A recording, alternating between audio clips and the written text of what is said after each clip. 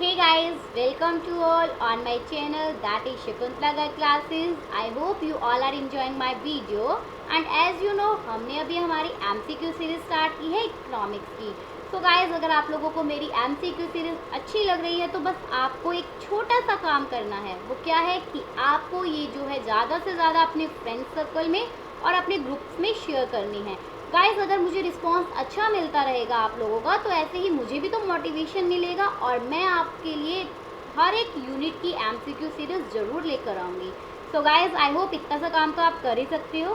तो चलिए अब आप लोगों का ज़्यादा टाइम वेस्ट ना करते हुए आज की हमारी जो एमसीक्यू सीरीज़ है वो लेक्चर सेकंड है. इट मीन्स सेकंड सीरीज़ हमने स्टार्ट की है. इसका फर्स्ट जो वीडियो है वो मैं ऑलरेडी अपलोड कर चुकी हूँ, तो उसको ज़रूर देखिएगा अगर आप लोग मेरे चैनल पर न्यू है तो. सो चलिए गाइज, ये रहा आपका. अभी हम स्टार्ट करते हैं हमारे आज के वीडियो को. So MCQ series of economics lecture second, let's continue. Here is your first question guys. Equilibrium price is determined under perfect competition by. Equilibrium price जो है उसको डिटरमाइन किया जाएगा परफेक्ट कंपटीशन में किसके द्वारा? Market demand, market supply, interaction between market demand and market supply, या फिर नन ऑफ द अबव. तो गाइज देखिए इसका करेक्ट आंसर क्या होगा. इसका करेक्ट आंसर होगा आपका option number C, that is interaction between market demand and supply. इसको ध्यान से समझना गाइज. और वन मोर थिंग, आप जब मेरे ये क्वेश्चंस कर रहे हो तो पहले इनका आंसर खुद से देना, देन आप मेरे आंसर्स को सुनना. ओके, तो देखिए interaction between demand and supply कैसे. अब आपसे यहाँ पूछा इक्विलिब्रियम प्राइस. इक्विलिब्रियम का मतलब क्या होता है कि जहाँ पर जो है आप इक्विलिब्रियम में आ जाते हो, ना तो आप वहाँ से प्राइस को बढ़ाना चाहते हो, ना ही आप अपनी क्वांटिटी को कम करना चाहते हो. तो इक्विलिब्रियम प्राइस परफेक्ट कंपटीशन के अंदर कैसे डिटरमाइन किया जाएगा? तो मैंने आपको एक बात बोली थी, परफेक्ट कंपटीशन जो मार्केट है गाइस, उसके अंदर मुझे इतना बताइए कि जो फर्म होती है वो क्या प्राइस टेकर होती है या प्राइस मेकर? कल ही तो मैम आपने बात की थी ना इस पर, क्या कि ये फर्म जो होती है वो प्राइस टेकर होती है. प्राइस मेकर कौन होती है? इंडस्ट्री. तो इंडस्ट्री क्या होगी? प्राइस मेकर होगी. और फर्म आपकी क्या होगी? प्राइस टेकर होगी. तो यहाँ पर जो इंडस्ट्री है वो प्राइस कैसे डिटरमाइन करती है? यहाँ पर आपकी डिमांड और सप्लाई कर्व होती है. जहाँ पर demand curve and supply curve एक दूसरे को इंटरसेक्ट करते हैं, उस पॉइंट पर गाइज आपका क्या होगा? मार्केट इक्विलिब्रियम में होगा. प्राइस इक्विलिब्रियम की सिचुएशन आपकी ये अराइज हो जाएगी. और यही जो प्राइस यहाँ पर इंडस्ट्री के द्वारा जो डिसाइड किया जाएगा, यही आपकी फर्म क्या कर लेगी? टेक कर लेगी. और यही प्राइस जो है वो कॉन्टिन्यूटी में रहेगा. तो क्लियर. तो यहाँ पर जो क्वेश्चन आपसे पूछा गया कि इक्विलिब्रियम प्राइस डिटरमाइन किया जाएगा किसके द्वारा? आपकी मार्केट डिमांड और मार्केट सप्लाई जो कर्व है उन दोनों के इंटरेक्शन के द्वारा ही इक्विलिब्रियम प्राइस को डिटरमाइन किया जाता है परफेक्ट कंपटीशन मार्केट के अंदर. Clear to everyone? So next question on your screen. In the market period market supply curve is. अब आपको बताना है कि मार्केट पीरियड के अंदर मार्केट सप्लाई कर्व कैसा होगा. It perfectly elastic, perfectly inelastic, elastic या इनइलास्टिक. सो गाइस, अब आपको पहले तो पता होना चाहिए कि ये मार्केट पीरियड क्या है, फिर मार्केट सप्लाई कर्व कैसा होता है हम वो देखेंगे. तो देखिए मैं आपको वैसे बता ही देती हूँ. इसमें इसका करेक्ट आंसर ऑप्शन बी होगा. कैसे? देखो मार्केट पीरियड की अगर हम बात कर रहे हैं, मार्केट पीरियड के अंदर जो आपके सप्लाई है गुड्स की वो क्या है? वो लिमिटेड कर दी जाती है available stock of the goods. कहने का मतलब क्या है? देखो क्या होता है, मार्केट में जितना स्टॉक अवेलेबल होता है उस अकॉर्डिंग आपकी सप्लाई को कंट्रोल किया जाता है. इतना तो पता है ना सबको. अगर मार्केट के अंदर स्टॉक बहुत ज़्यादा अवेलेबल है तो क्या होगा? सप्लाई जो है गुड्स की ज़्यादा होगी. लेकिन अगर स्टॉक आपके पास लिमिटेड है तो सप्लाई क्या होगी गुड्स की? उसको लिमिट कर दिया जाता है एक लेवल तक. ठीक है. लेकिन जो क्वांटिटी जो सप्लाई की जाएगी ना मार्केट पीरियड के अंदर, अब ये आप बोलोगे मैम ये मार्केट पीरियड क्या है?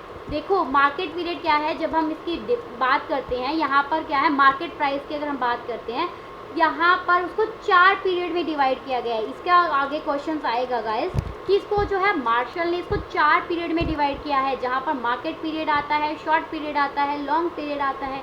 ठीक है. तो ये क्या है? ये क्वांटिटी जो कि सप्लाइड की जाएगी ना मार्केट पीरियड के अंदर may not be equal to the given stock of the goods. जो स्टॉक होगा उसके इक्वल नहीं होगी. कहने का मतलब क्या है कि आपके पास स्टॉक तो हो सकता है कि बहुत ज़्यादा पड़ा है, ठीक है, लेकिन आप क्या है सप्लाई नहीं कर रहे हो उस चीज़ की. क्यों? क्योंकि वो किस लिए की जाती है? ताकि प्राइजेस को इन्फ्लेक्ट किया जा सके। प्राइस बढ़ेंगे, अगर आप सप्लाई कम कर दोगे मार्केट में किसी चीज़ की, तो ऑब्वियसली क्या होगा, उस प्रोडक्ट का आपका प्राइस जो है वो बढ़ जाएगा। तो जैसे ही प्राइस बढ़ेगा उस प्रोडक्ट का, तो क्या होगा कि उसके प्राइस बढ़ते ही मार्केट में सप्लाई कम थी, इस वजह से वहाँ पर प्राइस बढ़ गया। और अगर इसके अपोजिट आप लोग क्या करो कि उसका सप्लाई बहुत ज़्यादा कर दोगे, तो प्राइसेस क्या रहेंगे, उसके कम हो जाएंगे।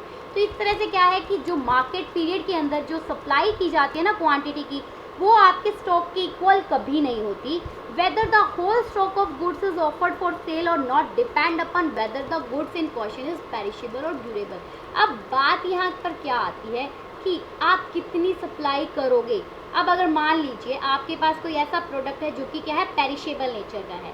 पेरिशेबल क्या होता है गाइस? एक ऐसा प्रोडक्ट जो कि ईजिली क्या हो जाता है, ख़त्म हो सकता है, ईजिली ख़राब हो जाएगा। आप उसको ज़्यादा टाइम तक स्टोर करके नहीं रख सकते। फॉर एग्जांपल मिल्क को क्या आप एक एक महीने तक स्टोर कर सकते हो? बिल्कुल भी नहीं। ब्रेड को आप एक एक महीने तक स्टोर कर सकते हो? नेवर। तो ये क्या होती है, आपकी पेरिशेबल आइटम होती है। और ड्यूरेबल गुड्स क्या होती है, जो आप उसको लंबे टाइम तक यूज़ कर सकते हो, लाइक आपका टीवी, फ्रिज, एसी, रेफ्रिजरेटर, ठीक है, ये सारे आपके क्या आते हैं, ड्यूरेबल आते हैं। तो यहाँ पर अब ये चीज़ डिपेंड करती है कि आपके जो स्टॉक है वो क्या है, पेरिशेबल है या ड्यूरेबल है। अगर पेरिशेबल होगा तो ऑब्वियसली क्या है, सप्लाई जो होगी ना, मतलब स्टॉक रखा तो बिल्कुल भी नहीं जाएगा और सप्लाई उसकी ज़्यादा होगी। बट अगर गुड्स आपकी ड्यूरेबल है तो उस केस में क्या है, सप्लाई और आपकी जो स्टॉक है उन दोनों में बहुत डिफरेंस मिलेगा। तो अभी हम इसी क्वेश्चन की बात कर रहे हैं। तो यहाँ पर आपसे पूछा हुआ है मार्केट पीरियड के अंदर मार्केट सप्लाई कर्व कैसा होगा। तो आप देखिए यहाँ पर मार्केट पीरियड के अंदर जो सप्लाई कर्व है ना, वो दोनों कमोडिटी के अंदर अलग अलग होगा। दोनों कमोडिटी कौन सी, पेरिशेबल और ड्यूरेबल। समझ में आ रही है, पेरिशेबल और ड्यूरेबल दोनों में ही आपका जो मार्केट पीरियड के अंदर सप्लाई कर्व होगा वो क्या होगा, अलग अलग होगा। अगर हम पेरिशेबल कमोडिटी की बात करते हैं तो वो क्या होगा, परफेक्टली इनइलास्टिक होगा। परफेक्टली इनइलास्टिक का मतलब क्या है कि, और आप कह सकते हो वर्टिकल स्ट्रेट लाइन। अब इसका मतलब क्या है परफेक्टली इनइलास्टिक का, इसका मतलब क्या है कि आपकी जो प्रोडक्ट है ना उसकी क्वांटिटी जो मतलब सप्लाई है वो क्या रहेगी, वो तो कांस्टेंट रहेगी कि फुल सप्लाई हो रही है। अब क्वांटिटी कितनी डिमांडेड है, दैट्स डजंट मैटर। अब हमने यहाँ पर बोला था ना कि क्वांटिटी जो सप्लाई की जाएगी ना मार्केट पीरियड के अंदर, वो स्टॉक के इक्वल, हमने क्या कहा था, इक्वल नहीं होती मार्केट पीरियड में। बट अगर हम बात कर रहे हैं किसकी, कि अगर पेरिशेबल गुड्स की अगर हम बात कर रहे हैं तो वहाँ पर जो सप्लाई की जाएगी ना कमोडिटी की, वो फिक्स्ड होती है कि सप्लाई तो इतनी होगी, ठीक है। अब स्टॉक वहाँ पर कुछ रखेंगे नहीं, तो आप कितना भी वहाँ पर सेल परचेज होते रहे, दैट्स अ डिफरेंट थिंग। इतना समझ में आया। जबकि अगर हम ड्यूरेबल गुड्स की बात करते हैं ना, तो उस केस में गाइस क्या होता है कि हम स्टॉक निकालने से पहले वेट करते हैं कि थोड़ा सा उसका प्राइस बढ़ जाए।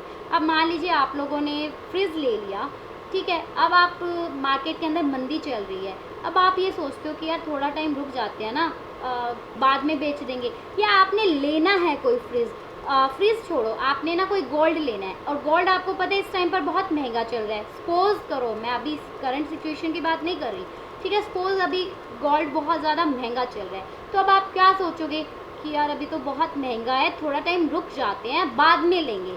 तो ये क्या है, मतलब ड्यूरेबल गुड्स के अंदर जो स्टॉक है ना वो क्या है, आप मतलब वो रखा जा सकता है, उसको सप्लाई उसकी पूरी नहीं होती जितने की आपके पास स्टॉक होता है। क्योंकि पेरिशेबल के अंदर सप्लाई उतनी की जाती है जितना आपके पास स्टॉक होता है टोटल। ओके, तो अब यहाँ पर देखो कुछ प्राइस के ऊपर जो है वो क्या है, क्या चाहते हैं वो लोग कि वो सप्लाई करे whole stock of the goods. अगर प्राइस बहुत ज़्यादा हो गया और आपके पास बहुत ज़्यादा अमाउंट में स्टॉक पड़ा है, तो आप क्या चाहोगे, सारा का सारा बेच दो। क्यों, क्योंकि प्राइसेस ज़्यादा है तो हमें ज़्यादा कमाने को मिलेगा। And beyond that price the supply of goods will be completely inelastic. और अगर वो प्राइस से कम प्राइस हो जाएगा तो सप्लाई इनइलास्टिक हो जाएगी। इनइलास्टिक का मतलब क्या है, आप सप्लाई करना बंद कर दोगे। कुछ समझ में आया गाइस? देखो सिंपल सी बात है, मार्केट पीरियड के अंदर क्या होता है, आपकी दो चीज़ें देखी जाती है। हम अगर सप्लाई कर्व की बात करेंगे मार्केट पीरियड के अंदर, तो मार्केट पीरियड क्या कहता है कि जो आपकी सप्लाई है और जो आपका स्टॉक है वो दोनों कभी सेम नहीं होती। सप्लाई जो है गुड्स की वो क्या है, कम ज़्यादा हो सकती है आपके स्टॉक को देखते हुए, क्योंकि अगर आपकी पेरिशेबल आइटम है तो सप्लाई बहुत ज़्यादा होगी, अगर आपका ड्यूरेबल गुड्स है तो आप क्या करोगे कि सप्लाई जो है कम करोगे, स्टॉक में ज़्यादा रखोगे।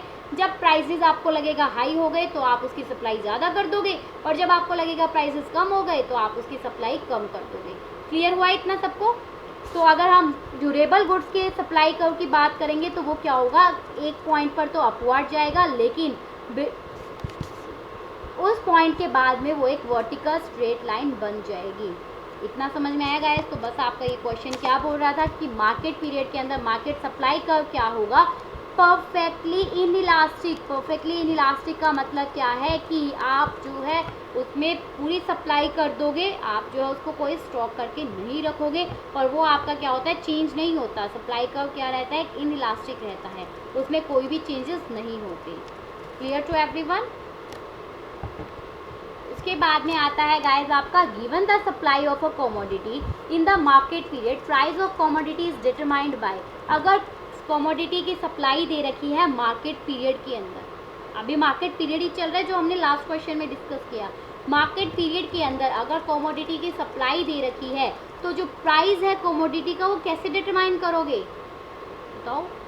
अगर सप्लाई दे रखी है, अब सप्लाई मैंने आपको बताया मार्केट पीरियड के अंदर जो आपका सप्लाई कर्व क्या रहेगा, vertical straight line. It means वो क्या है, इनइलास्टिक है। तो ऑब्वियसली प्राइस किससे डिटरमाइन किया जाएगा, बचा क्या, सप्लाई कर्व अगर इनइलास्टिक हो गया तो मार्केट डिमांड कर्व क्या होगा, वो आपका प्राइस डिसाइड करेगा। तो मार्केट डिमांड कर्व अकेला क्या करेगा, कमोडिटी का प्राइस डिटरमाइन करेगा। यहाँ देखो अब आपको जो पीछे वाला क्वेश्चन है वो भी यहाँ पर क्लियर हो जाएगा। ये जो डायग्राम है गाइज ये आपका पेरिशेबल का है, ये जो डायग्राम है ये आपका ड्यूरेबल गुड्स का है। ये देखो यहाँ पर जो मार्केट सप्लाई कर्व है वो क्या है, एक इनइलास्टिक है, एक वर्टिकल स्ट्रेट लाइन है। इसका मतलब क्या है कि डिमांड अप एंड डाउन होती रहे, कितनी भी सप्लाई तो हमारी फुल रहेगी, उससे ज़्यादा सप्लाई नहीं बढ़ सकती। क्लियर? तो यहाँ पर देखो सप्लाई आपकी फुल है, अब उसके बाद में डिमांड आपकी कम हुई तो प्राइस चेंज हो गया, डिमांड ज़्यादा हुई तो प्राइस चेंज हुआ, डिमांड मिडल है तो चेंज हुआ। इसका मतलब आपका प्राइस कौन डिसाइड कर रहा है, आपका only and only demand curve जो है वो आपका प्राइस डिसाइड कर रहा है। अब सिमिलरली यहाँ ड्यूरेबल गुड्स है, ड्यूरेबल गुड्स में देखिए क्या है कि यहाँ पर ड्यूरेबल में सबसे पहले क्या है, ये देखो ये अपवर्ड की तरफ जा रहा है आपका सप्लाई कर्व। अपवर्ड की तरफ का मतलब क्या है कि पहले आप धीरे धीरे सप्लाई को बढ़ाओगे, क्योंकि आप ये चाहते हो कि प्राइसेस बढ़ जाए। जब आपको लगेगा कि प्राइसेस फुल हो गए, अब इससे ज़्यादा प्राइसेस नहीं हो रहे, तो आपका सप्लाई कर्व फिर क्या हो जाएगा, एक वर्टिकल स्ट्रेट लाइन हो जाएगा, मतलब आप उससे ज़्यादा सप्लाई नहीं कर सकते। ये है आपका ड्यूरेबल गुड्स का। आई होप अब आपको दोनों क्वेश्चन अच्छे से क्लियर हो गए होंगे। उसके बाद में आता है guys total profit is maximum when. Total profit कब मैक्सिमम होता है बताइए? आपका टोटल प्रॉफिट जो है वो मैक्सिमम किस स्टेज पर होगा, जब आपकी टोटल रिवेन्यू इक्वल होगी टोटल कॉस्ट के, टोटल रिवेन्यू आपकी टोटल कॉस्ट से ज़्यादा होगी, या पॉजिटिव डिफरेंस होगा total revenue and total cost के अंदर, वो लार्जेस्ट है या ऑल ऑफ द अबव। अब आपको पता होना चाहिए टोटल प्रॉफिट क्या है। आपको पता है ना कि हर एक मार्केट में, फिर वो चाहे परफेक्ट कंपटीशन मार्केट है, मोनोपोली, मोनोपोलिस्टिक, ओलिगोपोली, हर एक मार्केट के अंदर जो फर्म है वो क्या है, प्रॉफिट अर्न करती है। अलग अलग तरह का प्रॉफिट, शॉर्ट रन में जो है उसको अलग अलग सिचुएशन फेस करनी पड़ती है, इक्विलिब्रियम की, लॉन्ग रन में अलग अलग फेस करनी पड़ती है। बट अगर हम टोटल प्रॉफिट की बात करते हैं उस टाइम पर, तो टोटल प्रॉफिट सबसे ज़्यादा कब होगा? तो बताइए गाइस, क्या टोटल रिवेन्यू आपकी टोटल कॉस्ट के इक्वल होगी, तब आपका टोटल प्रॉफिट मैक्सिमम हो जाएगा। तो देखो मैं अभी आपको इसको बताती हूँ, इसका क्या होता है एक फॉर्मूला। टोटल प्रॉफिट इक्वल होता है total revenue minus total cost. इसका मतलब जितना आपको मिला, जितना आपने अर्न किया, उसमें से टोटल जितनी आपकी कॉस्ट है उन सबको माइनस कर दोगे तो आपका टोटल प्रॉफिट आ जाएगा। टोटल कॉस्ट का मतलब क्या है गाइस, यहाँ पर टोटल कॉस्ट का मतलब है आपकी दोनों तरह की कॉस्ट। दोनों कौन कौन सी? Explicit cost and implicit cost. दोनों तरह की कॉस्ट जो है वो यहाँ पर आ जाती है। एक्सप्लिसिट कॉस्ट जो आप बाहर के फैक्टर ऑफ प्रोडक्शन को पे करते हो, और इम्प्लिसिट कॉस्ट जो आप क्या है खुद के आउन रिसोर्सेज को पे करते हो। तो यहाँ पर टोटल प्रॉफिट मैक्सिमम कब होगा, जब आपका टोटल रिवेन्यू, अब देखो जितना आपको मिला उसमें से सारी की सारी आपकी कॉस्ट आपने माइनस कर दी, फिर भी आपके पास बच गया, ऑब्वियसली टोटल प्रॉफिट आपका ज़्यादा हुआ। तो यहाँ पर इसका करेक्ट आंसर क्या होगा, option number C, that is जो total revenue and total cost के बीच का जो डिफरेंस है ना, वो कि पॉजिटिव डिफरेंस है और वो क्या है, सबसे ज़्यादा है। तो इसीलिए इसका करेक्ट आंसर ऑप्शन सी ही होगा। Okay, so the next question is total profit are maximised where. Guys इन दोनों क्वेश्चन को सेम मत लेना। आई नो आप सब जो है इनको सेम सेम समझ रहे होगे कि मैम अभी तो ये क्वेश्चन आया था, बट यहाँ ऑप्शंस देखो, यहाँ पर आपको क्या बोला, टोटल प्रॉफिट मैक्सिमाइज्ड होगा कहाँ पर, जब आपकी टी आर टी सी के इक्वल होगी, जब आपकी T R and T C curve parallel होगी, T R and T C curve are parallel and T C exceed T R, या T R and T C curve are parallel and T R exceed T C. अब देखो चारों options आपको देखने में ऐसे थोड़े बहुत सिमिलर लग रहे हैं कि लाइक पहले तो बोला टोटल रिवेन्यू टोटल कॉस्ट के इक्वल है। जब आपके टोटल रिवेन्यू टोटल कॉस्ट के इक्वल है तो आप क्या बोलोगे, टोटल प्रॉफिट मैक्सिमम होगा। उस केस को हम मैक्सिमम नहीं बोलेंगे, वो आपकी नॉर्मल प्रॉफिट की सिचुएशन आ जाती है। बट उसके बाद में आपको बोला गया कि total revenue and total cost curve parallel तो है, but T C exceed T R, तो कॉस्ट ही अगर आपकी रिवेन्यू से ज़्यादा आ गई तो क्या प्रॉफिट हुआ, फिर तो कोई प्रॉफिट ही नहीं हुआ। ऑप्शन डी जो है वो इसका करेक्ट आंसर होगा। यहाँ पर क्या बोला है कि T R and T C parallel हो गए और टी आर जो है मतलब जितना आपने अर्न किया वो ज़्यादा है आपके कॉस्ट से। तो आप देखो ये आपका गाइस क्या होता है, ये इक्विलिब्रियम सिचुएशन होती है, कॉम्पिटिटिव इक्विलिब्रियम की सिचुएशन होती है। उसके अंदर आपको पता है दो अप्रोच हमें पढ़ने को मिलती है शॉर्ट रन में, जैसे हम बात करते हैं। फर्स्ट वन आपकी T R and T C approach, जो कि क्या बोलती है, टोटल रिवेन्यू और टोटल कॉस्ट का कॉम्बिनेशन बताती है। सेकंड अप्रोच क्या होती है, M R and M C approach, जो कि आपकी marginal revenue and marginal cost का क्या बताती है, कॉम्बिनेशन बताती है।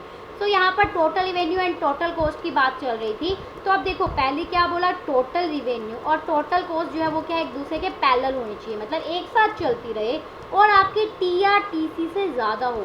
अब इस ये वाला जो डायग्राम आपको देखने को मिल रहा है, अब यहाँ देखिए क्या है, ये आपकी टी आर लाइन है, ठीक है। अब फर्स्टली जो ई पॉइंट है यहाँ पर देखो गाइज, आपकी जो टी सी है वो क्या है, ज़्यादा है। इसका मतलब आप कमा कम रहे हो, आपको मिल कम रहा है, लेकिन आपको लगाना ज़्यादा पड़ रहा है, क्योंकि स्टार्टिंग में क्या है, कॉस्ट हमारी ज़्यादा आती है। तो वो आपकी क्या होगी, वो आपकी लॉस की सिचुएशन होगी। फिर धीरे धीरे क्या हुआ कि आपकी कॉस्ट कम आने लगी, जैसे जैसे आपने क्या किया, अपने प्रोडक्शन को इंक्रीज़ किया, क्योंकि प्रोडक्शन इंक्रीज़ करोगे तो पर यूनिट कॉस्ट आपकी कम होती चली जाएगी, राइट। तो जैसे जैसे आपने प्रोडक्शन बढ़ाया तो आपकी कॉस्ट कम होने लग गई और आपकी रिवेन्यू ज़्यादा होने लगे। फिर एक टाइम ऐसा आता है गाइस, जब आपकी क्या है, अगर आप फिर भी और प्रोडक्शन करते हो, जब आपके रिसोर्सेज पूरी तरह से यूटिलाइज हो चुके हैं, अगर आप फिर भी और प्रोडक्शन करोगे तो आपकी अगेन टोटल कॉस्ट बढ़ना शुरू हो जाएगी। तो ये जो प्रॉफिट है, ये आपका, ये जो पोर्शन है ये आपका प्रॉफिट का पोर्शन है। और उसके बाद में जब अगेन जब आपकी टी सी टी आर से ज़्यादा हो जाती है तो उस टाइम पर आपकी लॉस की सिचुएशन आती है। तो इसीलिए यहाँ पर जो क्वेश्चन पूछा गया, इसका correct answer option number D होगा। Next question on your screen, equality between M C and M R is. अब आपकी M C and M R approach आ गई। अब यहाँ पर आपको क्या बताना है कि जो एम सी और एम आर जो अप्रोच है उसके बीच में इक्वेलिटी कब होगी। क्या ये necessary condition for equilibrium of firm under perfect competition, क्या ये नेसेसरी है कि आपकी एम सी और एम आर इक्वल होनी चाहिए, या ये एक सफिशिएंट कंडीशन है कि हाँ मतलब पूरी होनी चाहिए कि इक्विलिब्रियम, अगर फॉर्म को इक्विलिब्रियम में लाना है तो ये एक सफिशिएंट कंडीशन है कि आपकी एम सी एम आर के इक्वल होनी चाहिए। परफेक्ट कंपटीशन की बात चल रही है, क्योंकि परफेक्ट कंपटीशन के अंदर ही आपकी क्या है, दो approaches T R and T C और M R and M C approach आती है कंज्यूमर इक्विलिब्रियम की। सॉरी, अगर मैं फॉर्म इक्विलिब्रियम की बात करती हूँ तो उस केस में in the short run, okay. उसके बाद में क्या है, necessary but not sufficient condition for equilibrium of firm under perfect competition. And next कहती है necessary and sufficient condition for equilibrium of firm under perfect competition. तो यहाँ देखो गाइज, मैं आपको M R and M C approach थोड़ा सा बताऊंगी तो आपको ऑटोमेटिकली ये चीज़ क्लियर हो जाएगी कि मैं क्या बोलना चाहती हूँ। देखिए, आपको पता है फॉर्म को इक्विलिब्रियम में लाने के लिए परफेक्ट कंपटीशन के अंदर दो कंडीशन होती है, जो मैं बार बार बोल रही हूँ, दो अप्रोच है, T R and T C और M R and M C. अब M R and M C approach क्या कहती है, M R and M C approach में आपको दो बातें ध्यान रखनी होती है। फर्स्ट वन क्या, M C curve M R के इक्वल होनी चाहिए, ठीक है। सेकेंड क्या, एम सी कर्व कट करे एम आर को फ्रॉम इट्स बिलो, कि एम सी जो है वो क्या करे, आपकी एम आर को उसके नीचे से कट करे, ठीक है। तो इसने क्या बोला कि this is the first order and necessary condition, जो हमने पहली बात बोली ना MC MR के इक्वल होने चाहिए। ये आपकी पहली कंडीशन तो है, ठीक है, नेसेसरी कंडीशन भी है, लेकिन ये सफिशिएंट कंडीशन नहीं है, क्योंकि यहाँ पर तो हम दो बातों को लेकर चलते हैं MR एंड MC के अंदर कि MR MC के इक्वल तो होनी चाहिए, साथ में MR जो है वो MC को नीचे से कट भी करे। तो यहाँ देखिए आपको इसमें दिखेगा, अब ये डायग्राम देखिए, आपको ये वाला डायग्राम दिख रहा है। अब यहाँ देखो, पहले मैंने क्या बोला, MR is equal to MC। तो ये जो पॉइंट है, A पॉइंट और B पॉइंट, इन दोनों पॉइंट में आपको MR और MC इक्वल दिख रही है, क्योंकि आपकी ये जो हॉरिजेंटल जो लाइन है ये क्या है, आपकी प्राइस लाइन, जिसको हम AR और MR भी बोलते हैं, जो कि प्राइस को शो करती है, राइट। अब परफेक्ट कंपटीशन के अंदर आपको पता है कि आपका जो डिमांड कर्व है वो क्या होता है, हॉरिजेंटल टू एक्स एक्सिस। अब यहाँ A पॉइंट के ऊपर भी आपकी MR MC के इक्वल है और B पॉइंट पे भी MR MC के इक्वल है। तो यही बात इसने बोली कि ये फर्स्ट ऑर्डर जो नेसेसरी तो है, बट ये सफिशिएंट नहीं है। ये आपकी ये अप्रोच पूरी बात नहीं बोल रही। क्यों? क्योंकि इसका सेकेंड पॉइंट क्या कहता है कि MC, ये देखो ये आपकी जो MC है ना, ये कट करे MR को उसके बिलो से। तो MR को बिलो से, ये MR है ना, तो उसके नीचे से कट तो ये कर रही है। अगर हम A पॉइंट पे देखेंगे तो यहाँ पर MC जो है वो ऊपर से कट कर रही है, बट B पॉइंट पे MC जो है वो नीचे से कट कर रही है MR को, और यही आपकी सेकेंड कंडीशन बोलती है। तो हमें यहाँ पर क्या बोला गया कि देखो, नेसेसरी तो है, पहली कंडीशन नेसेसरी है, लेकिन ये एक सफिशिएंट कंडीशन नहीं है, इसीलिए इसका आंसर करेक्ट होगा ऑप्शन नंबर सी, जिसका मतलब कि जरूरी तो है कि आपकी MC MR के इक्वल हो, बट ये कंडीशन पूरी कंडीशन नहीं है, क्योंकि यहाँ पर जो है एक कंडीशन और आ जाती है। ओके, अब यहाँ पर जो ये सेकंड डायग्राम है, अब यहाँ पर देखो बताया हुआ है जो आपकी सेकंड कंडीशन।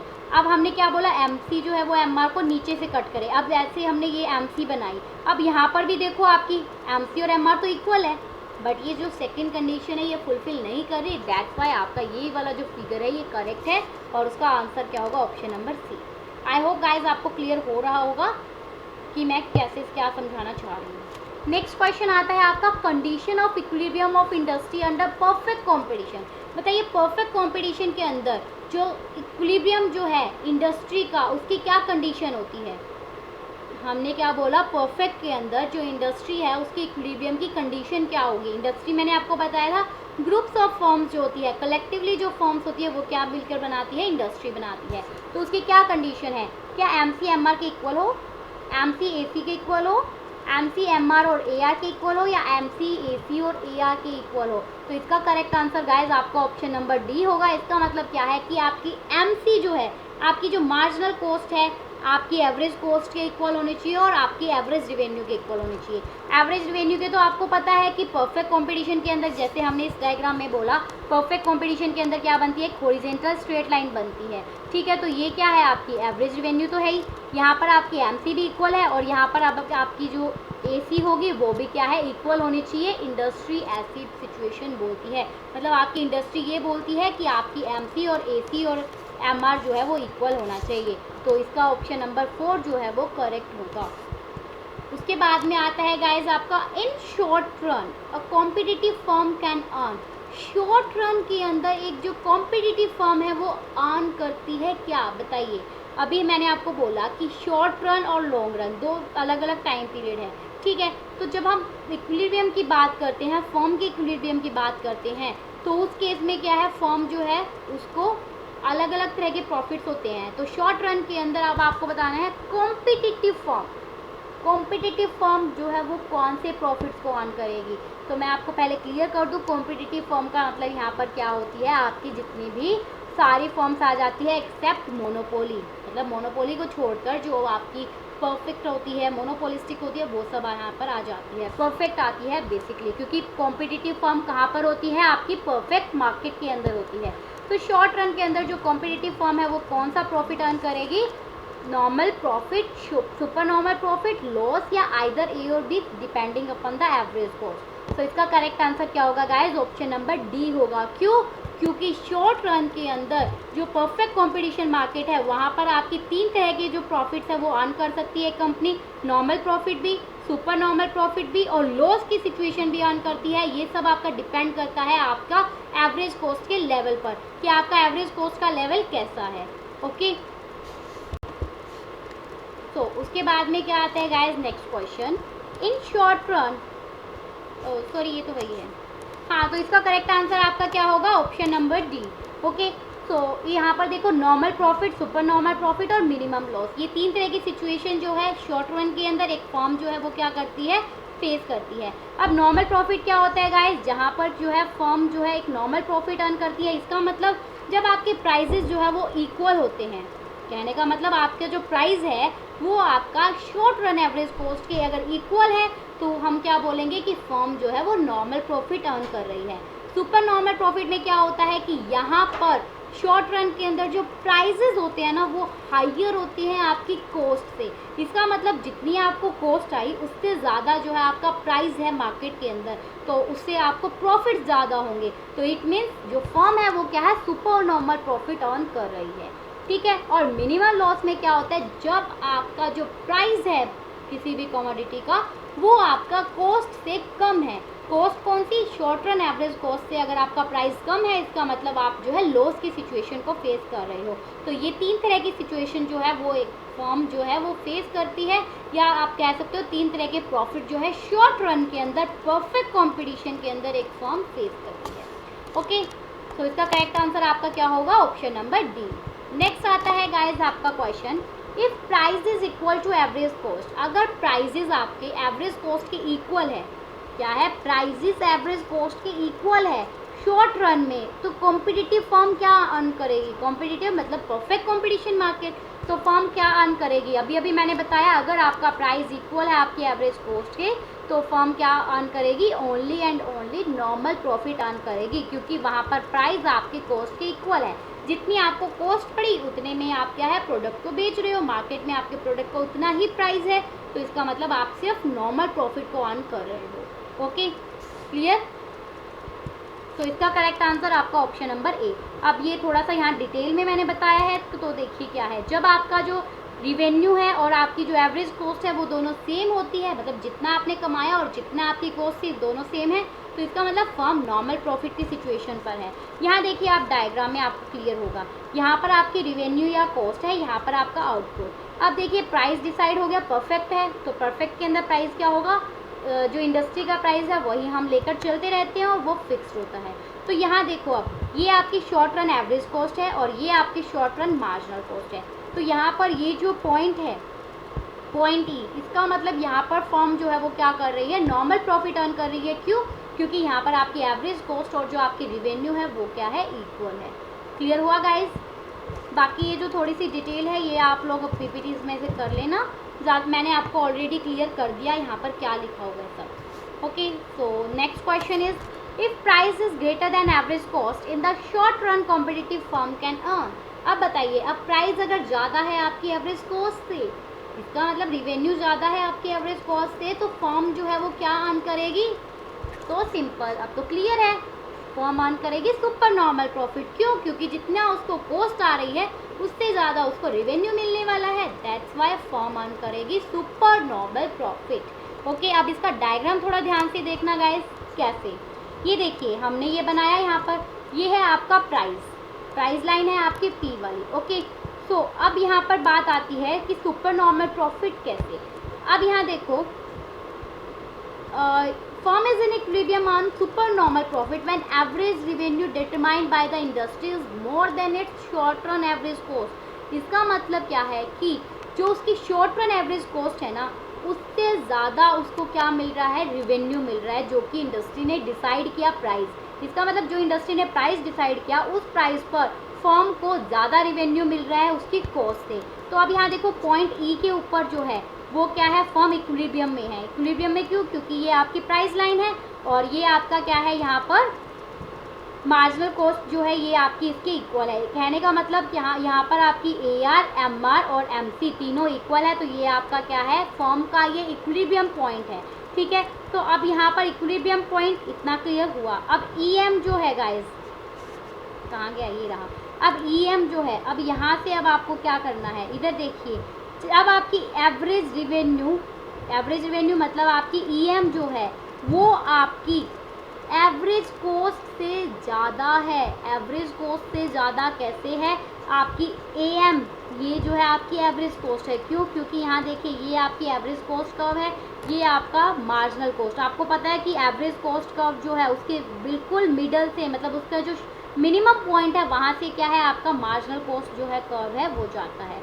तो अब देखिए, अब ये जो मार्जिनल कॉस्ट कर्व है और जो एवरेज कॉस्ट कर्व, ये कहाँ कहाँ पर कट कर रहे हैं। एवरेज कॉस्ट कर्व जो है वो आपकी इस लाइन को यहाँ पर जहाँ पर कट करेगी वहीं से आपको क्या करना है, एक लाइन ड्रॉ करनी है हो जो कि आपकी हॉरिजेंटल होगी एक्स एक्सिस के, या आप बोलो कि जो कि आपकी पैरेलल होगी आपकी प्राइस लाइन के। तो अब जो ये पोर्शन है ना गाइस, कहने का मतलब क्या है कि इतना जो पोर्शन है ये सुपर नॉर्मल प्रॉफिट का है, कि मतलब प्राइस इतना डिसाइड होता तो फर्म क्या अर्न करती, normal profit, but price decide हुआ है ऊपर वाला, तो इसका मतलब फर्म क्या अर्न कर रही है, सुपर नॉर्मल प्रॉफिट अर्न कर रही है। तो ये जो पोर्शन है आपका ये सुपर नॉर्मल प्रॉफिट का पोर्शन है। इतना क्लियर हुआ आपको? बस इसमें कुछ भी नहीं है कि यहाँ पर आपको क्या करना है, ये आपकी एवरेज लाइन प्राइस लाइन है, ठीक है। अब आप यहाँ पर आपका एवरेज कॉस्ट कर्व, ये आपका मार्जिनल कॉस्ट कर्व, तो ये जहाँ पर भी कट कर रहा है वहाँ से आपका प्राइस आपने फिक्स करना है। तो जो एक्स्ट्रा प्राइस है वो क्या होगा आपका, सुपर नॉर्मल प्रॉफिट की सिचुएशन होगी। क्लियर? उसके बाद में नेक्स्ट क्वेश्चन आता है guys, if price is less than average cost in the short run competitive firm can earn.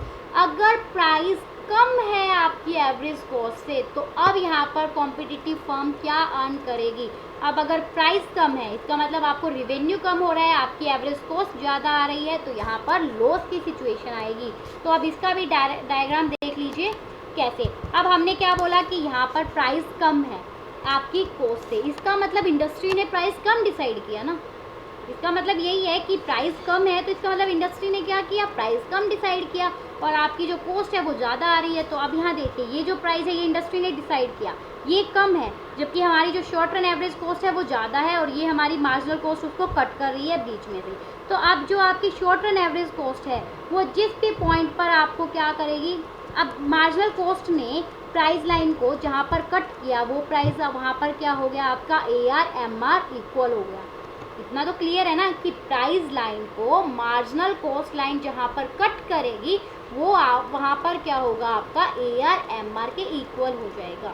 तो अब आपका जो ई पॉइंट है ये क्या है, इक्विलिब्रियम पॉइंट है, यहाँ पर आपकी AR/MR के इक्वल है, ठीक है। तो अब उसके ऊपर हमने क्या बनाई, short run average cost curve बनाई, जो कि मार्जिनल कॉस्ट जो है वो क्या कर रही है, शॉर्ट रन एवरेज कॉस्ट को बीच में से कट कर रही है नीचे से। तो जिस भी पॉइंट पर ये जो आपकी इक्विलिब्रियम पॉइंट है इस लाइन के जिस भी पॉइंट पर आपका short run average cost curve जो है वो कट कर रहा है वहाँ से आपने एक लाइन ड्रॉ करनी है। इसका मतलब ये जो शेडेड पोर्शन है ये क्या है, लॉस का पोर्शन है।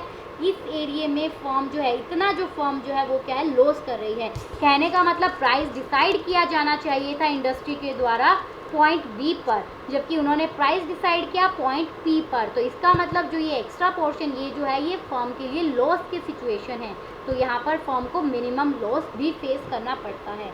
क्लियर हुआ गाइज आपको? आई होप आप लोगों को ये जो है मेरी क्विज़ अच्छी लगी होगी और आपको समझ में भी आया होगा।